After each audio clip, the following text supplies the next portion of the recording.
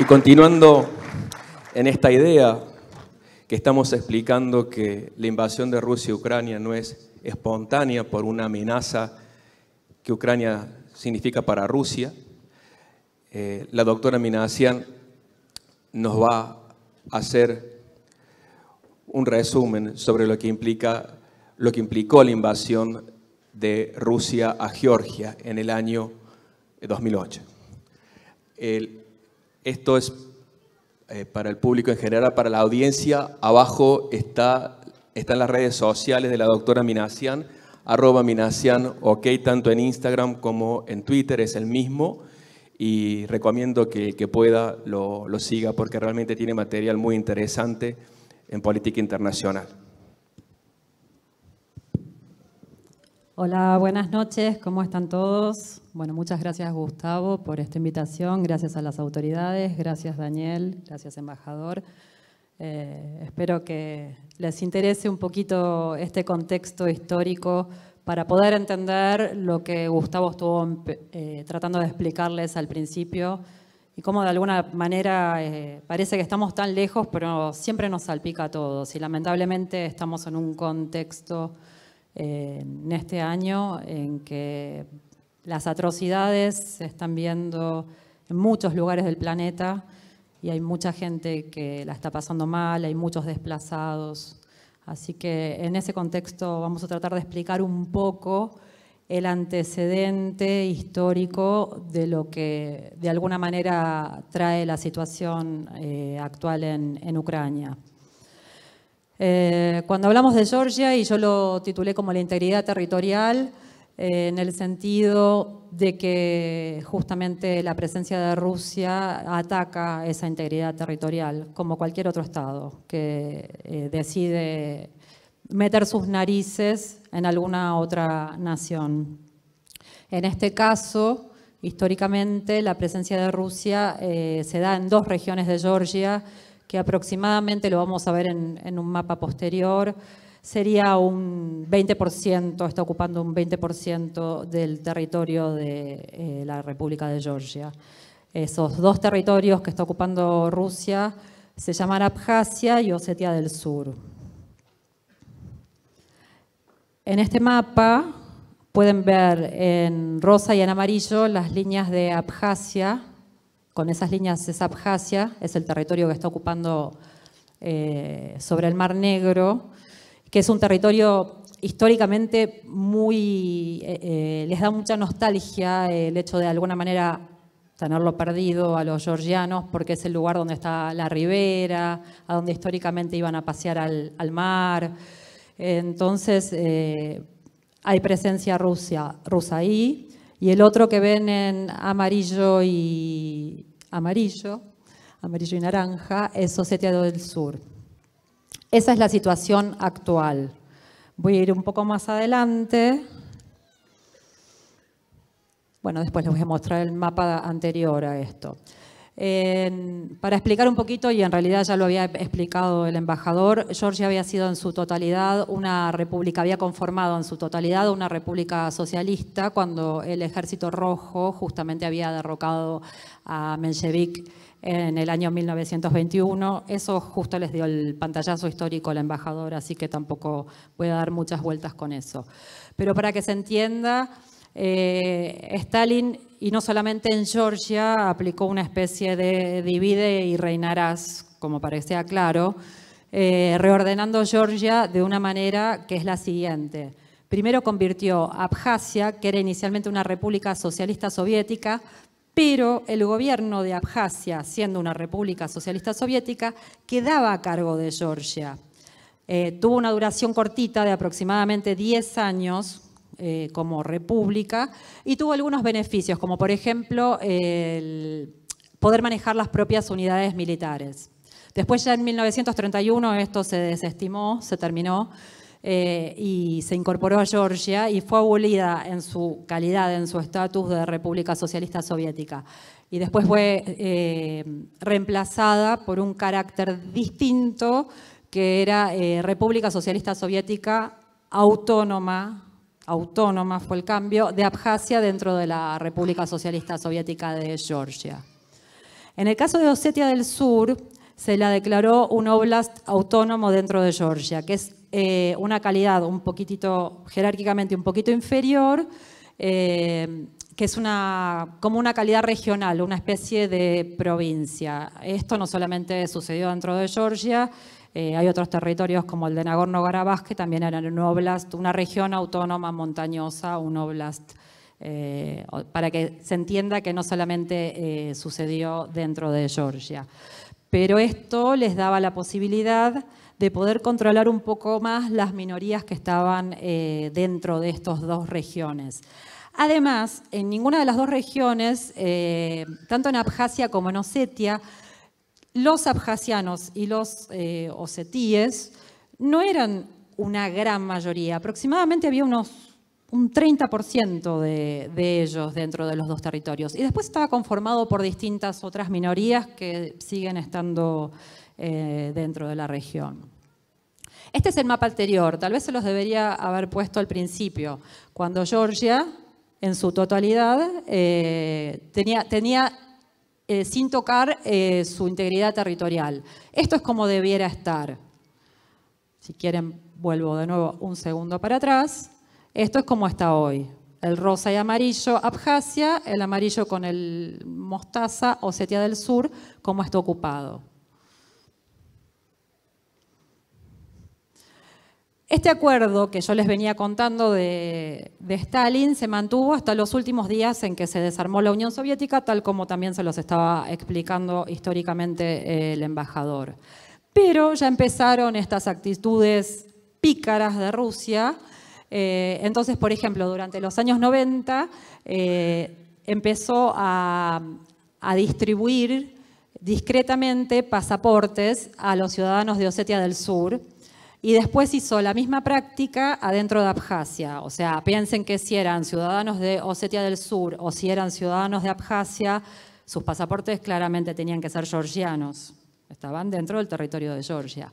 Pero ellos discretamente empezaron a tratar de desmantelar ese estatus de georgiano a estos habitantes y a darles pasaportes rusos. Y de esta manera empieza a crear la existencia de ciudadanos rusos dentro de estas dos regiones. Entonces, los ciudadanos de etnia de Abjasia y de Osetia, a su vez, empiezan a adquirir los mismos derechos y las mismas obligaciones que cualquier ciudadano que está dentro de la Federación Rusa. Esto no quiero confundirlos, pero bueno, no me pareció mal poner el antecedente de Kosovo porque al mismo tiempo en que se va a producir en 2008 la agresión de Rusia contra Georgia, esto es un antecedente exacto del mismo año. ¿Qué es lo que pasa?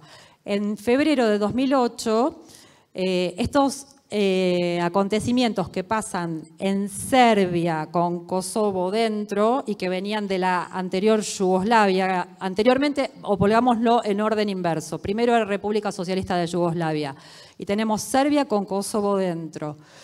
En febrero de 2008 empiezan a suceder cosas dentro de esa región que de alguna manera un poquitito precipitan o hacen que empiecen a haber resquemores dentro de lo que es Abjasia y Osetia.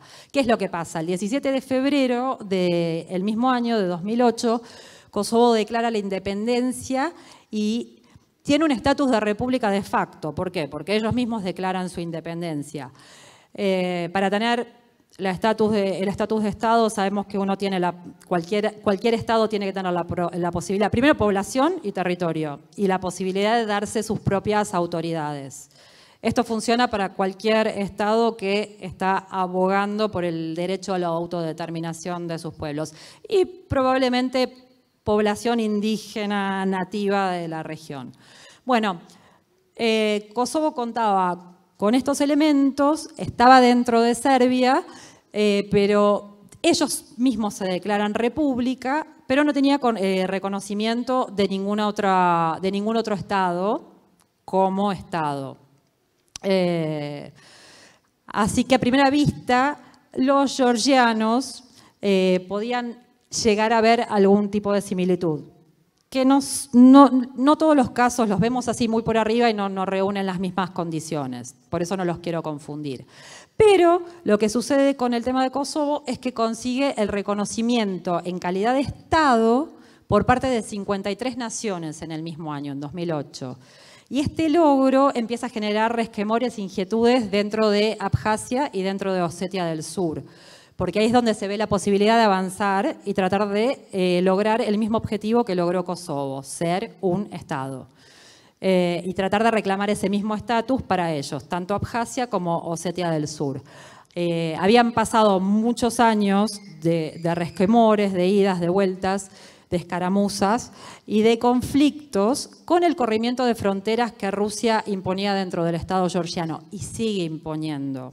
Ahora un poquito más adelante les voy a mostrar justamente cómo Georgia está dividida por los alambrados y por las fronteras que coloca Rusia dentro de las regiones de Abjasia y de Osetia para interrumpir esa integridad territorial de Georgia. Bueno, dice que Rusia no demoró en hacerse presente a través de las fuerzas terrestres, porque se venía este conflicto. Y entra a través en forma terrestre, naval y aérea. Empieza una invasión a través de todos los medios. Obviamente en clara violación a lo que son los derechos los principios del derecho internacional público, interrumpiendo la soberanía georgiana y abalanzándose sobre los territorios de Abjasia y de Osetia. El gobierno de Georgia tuvo que dar respuesta a esta agresión por parte de Rusia, atropello a la soberanía, y esta respuesta dio inicio a acciones bélicas en Osetia del Sur el 7 de agosto de 2008. Solamente duró por 5 días. Y tuvieron un acuerdo de cese al fuego. El anterior presidente Sarkozy fue parte y fue intermediario en los 6 puntos que conforman este acuerdo. Como para que vean,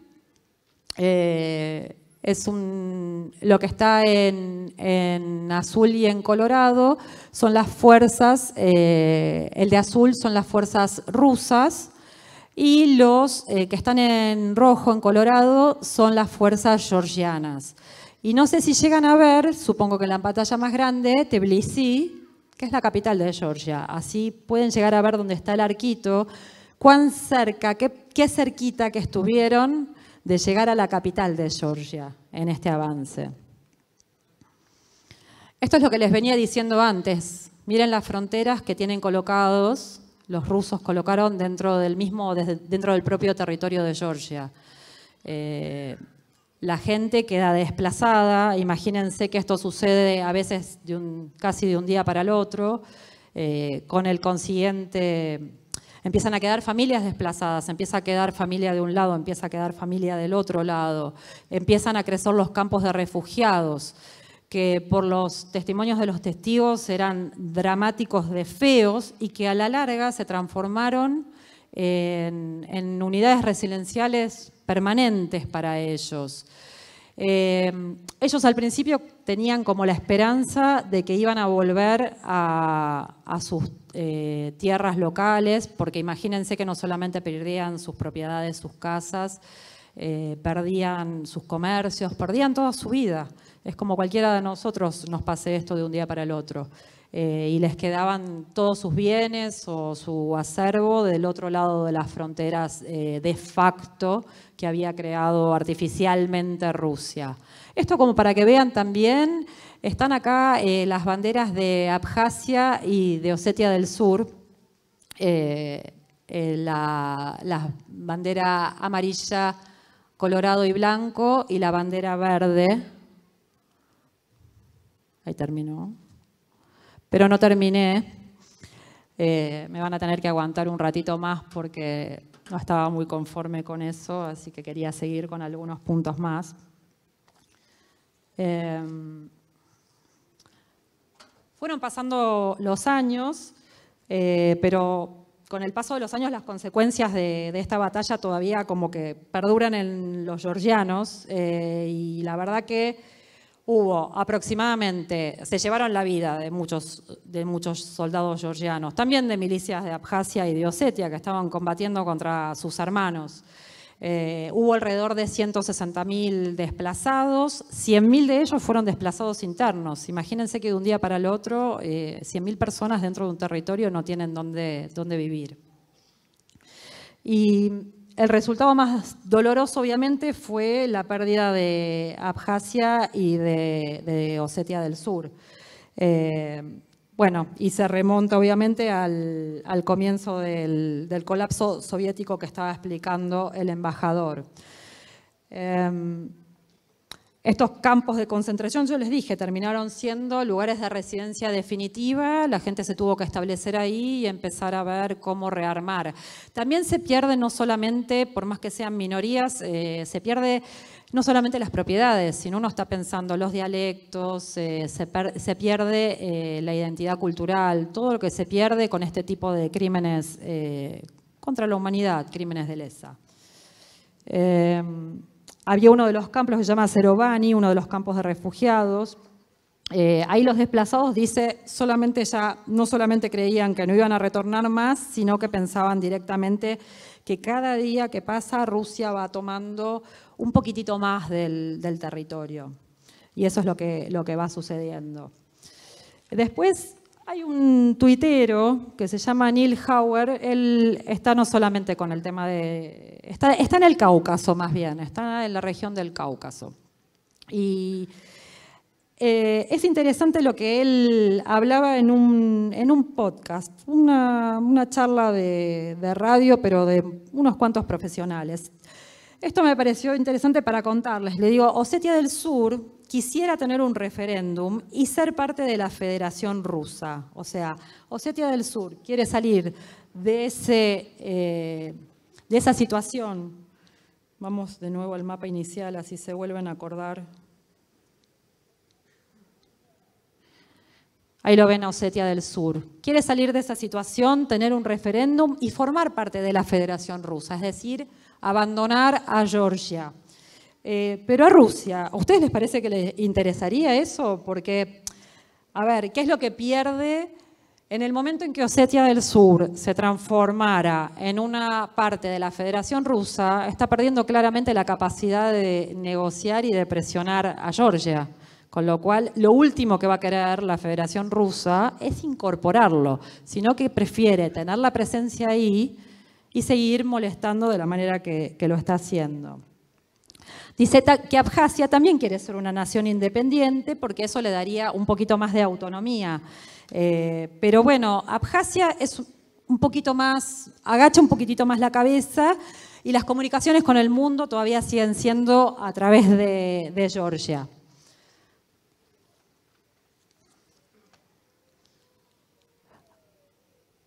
En el caso de Abjasia, justamente como es una situación un poquito más debilitada, dice, solamente le interesa que Abjasia exista, no le interesa que se desarrolle. Esto también es un tema como bastante estratégico, porque dejan determinadas regiones de lo que ellos denominan la Federación Rusa sin desarrollar. Justamente las dejan en un estado medio... sin darles incentivos y sin nada. Prefieren tenerlo en esa situación. Georgia siempre fue el hogar de muchos grupos étnicos, y esto es lo que les venía explicando. El 30% de la población solamente en el caso de Abjasia y de Osetia del Sur no había mucho más población autóctona. Pero bueno, son muchos los grupos étnicos que vivieron dentro de los territorios específicos del país. Cada uno cuenta lo que yo decía, hay una diversidad lingüística, cultural, histórica, multiétnica. Y esto también, de alguna manera, operó como una especie de maldición para Georgia, porque eso también un poco genera este escenario de disputas étnicas en el caso de los territorios. Y empiezan a surgir estas tendencias nacionalistas, que empiezan como a hacer soñar a los grupos étnicos con la idea de autodeterminación, que era el caso de Kosovo, pero que claramente no tiene similitud con lo que yo les venía explicando. Después sí, hay determinados países que reconocen a Abjasia y a Osetia del Sur como tales, con su autonomía. Imaginen quién puede ser. Agosto de 2008, Rusia. Tanto para Osetia, para Abjasia, Nicaragua, Venezuela y Nauru. Y en Abjasia, aparentemente Siria también. Ese es el gran reconocimiento que han logrado a través de los años y en el marco del derecho internacional, como para que se entienda que... No te anda.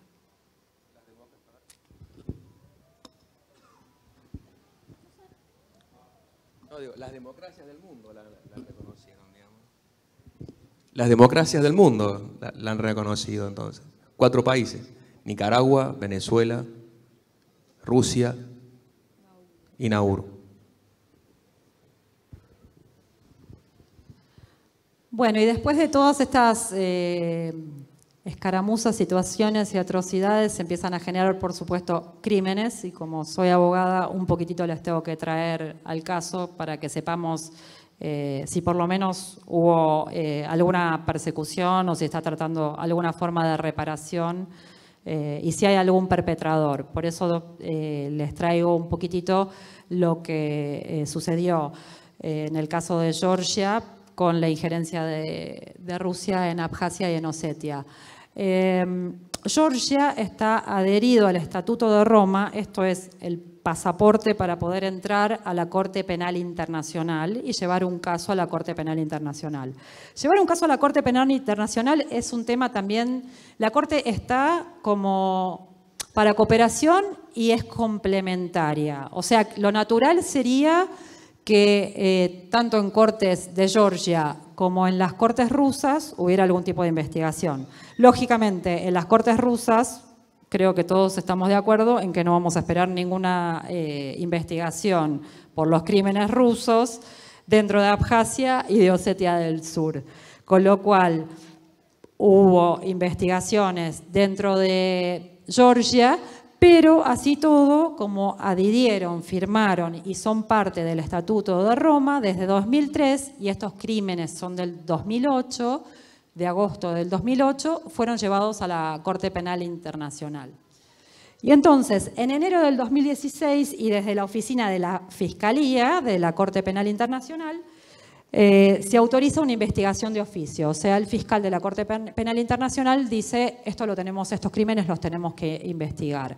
Y tenemos que ver qué clases de crímenes vamos a encontrar por estas 2 ocupaciones y esta agresión de Rusia dentro del territorio de Georgia.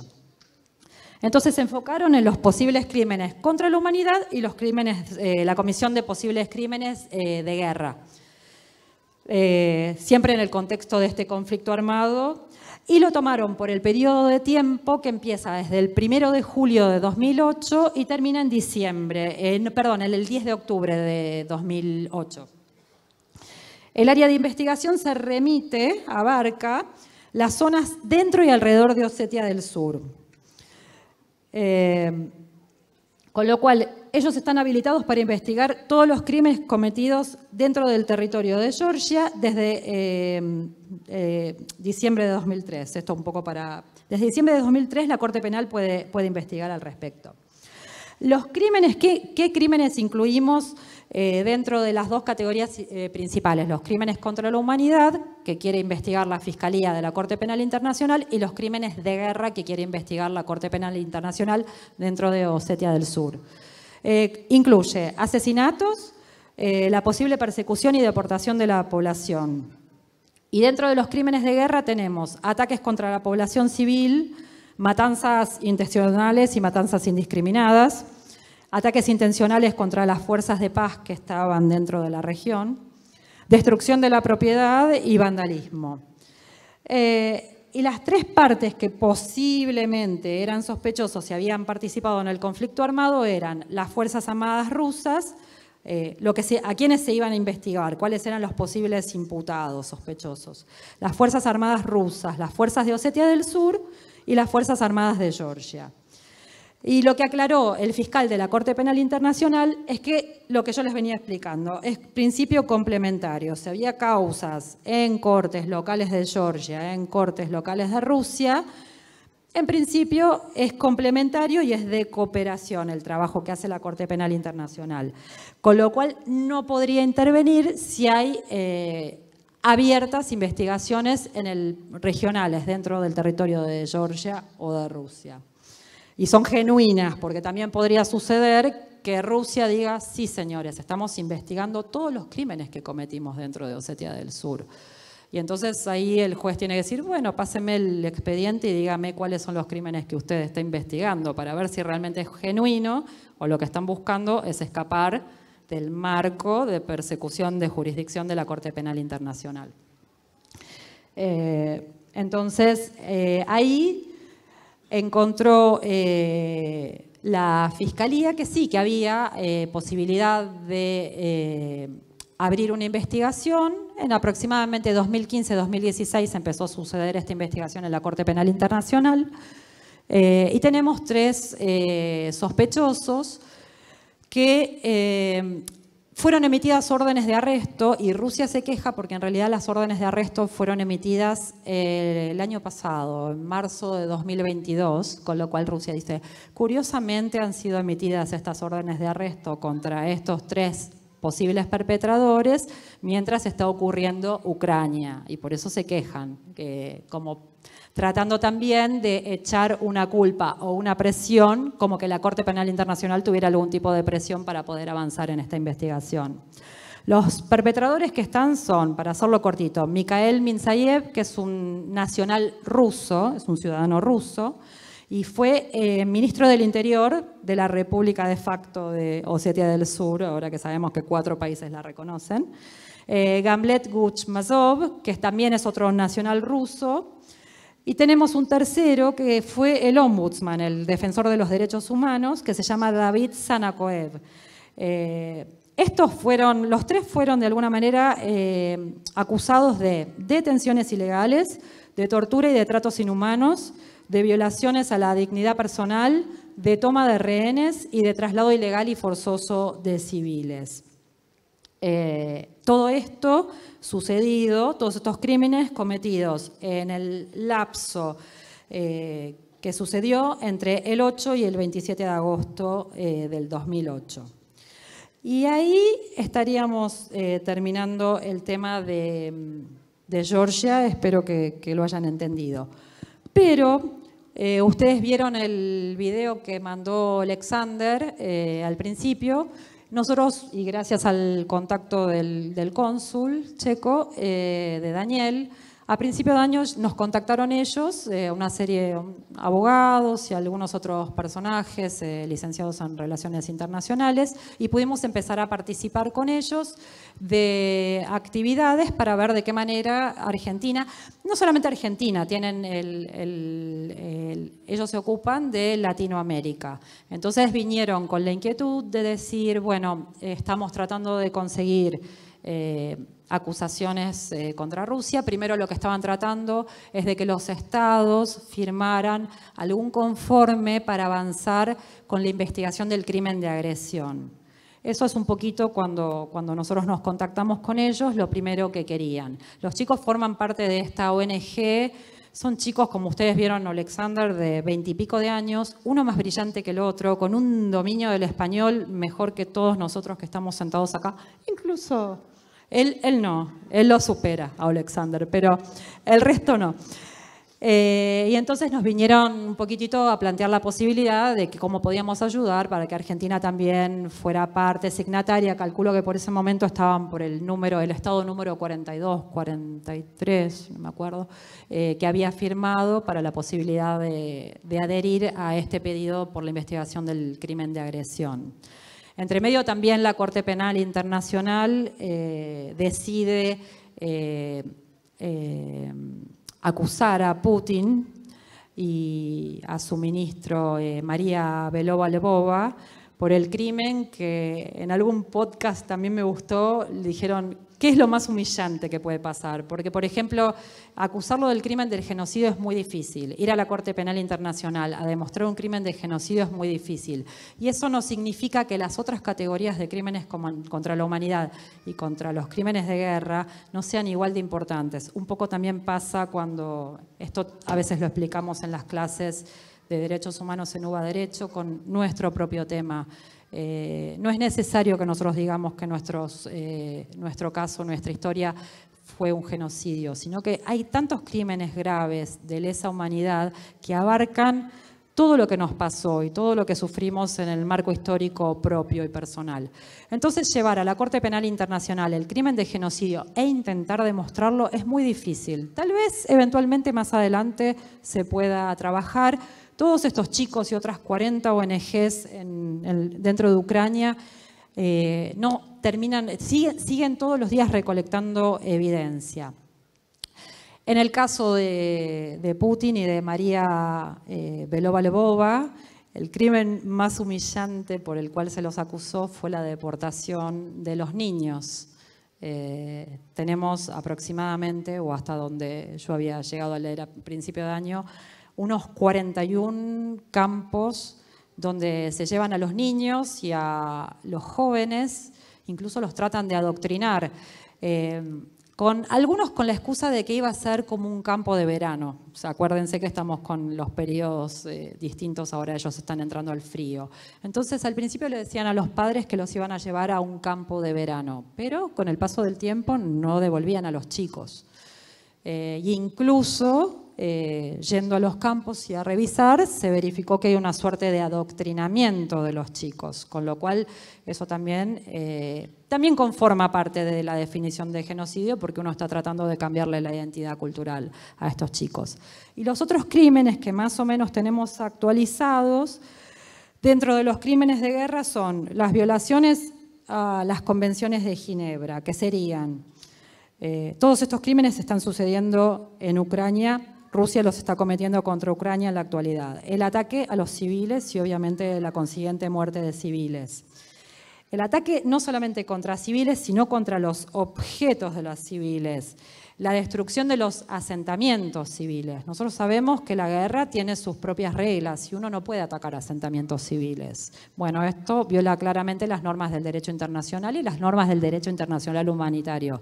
Las convenciones de Ginebra que les estoy comentando justamente están en relación a las violaciones del derecho humanitario internacional, tanto para combatientes como para civiles. Son 4 convenciones y un protocolo adicional. En el caso de los combatientes hay normas para todo, o sea, una vez que se finaliza la guerra, incluso si hay toma de prisioneros, se tienen que devolver en el tiempo y forma. Cada Estado lo tiene que devolver en el tiempo y forma. No se puede torturar, no se puede torturar civiles, no se puede torturar combatientes.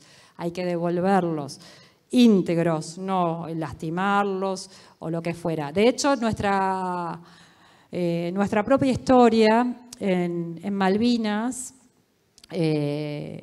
lo que se destacó fue el comportamiento ejemplar de las dos partes intervinientes porque se cumplieron a rajatabla las normas del derecho internacional humanitario y se devolvieron en tiempo y en forma a los prisioneros, y eso fue importante. Bueno, dentro de estas convenciones, de las 4 convenciones de Ginebra y su protocolo adicional, están también la tortura, la toma de rehenes, la deportación ilegal, que es un poco lo que les venía también explicando de los niños, los traslados individuales forzosos y en masa, las deportaciones de personas que están protegidas dentro del territorio ocupado al territorio de la potencia ocupante o a cualquier otro país, que es exactamente el caso de los niños.